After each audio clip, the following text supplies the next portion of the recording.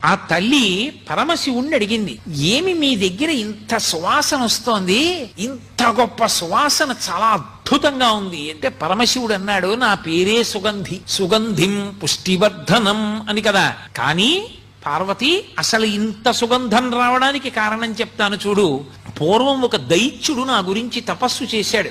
అతను తపస్సు చేసి చేసి చేసి చేసి నా కోసం అలమటించాడు. నేను ఆయనకి ప్రత్యక్షం అయ్యాను. పులక ఏం కావాలని అడిగాను. ఆయన పేరు పులకుడు, ఆ దైత్యుడి పేరు.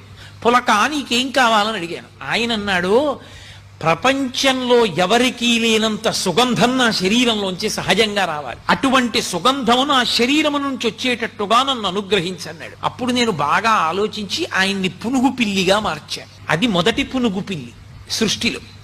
ఆ పునుగు పిల్లి శరీరంలోంచి పునుగు వస్తుంది. ఆ పునుగు వాసనకి దేవతాకాంతలు కూడా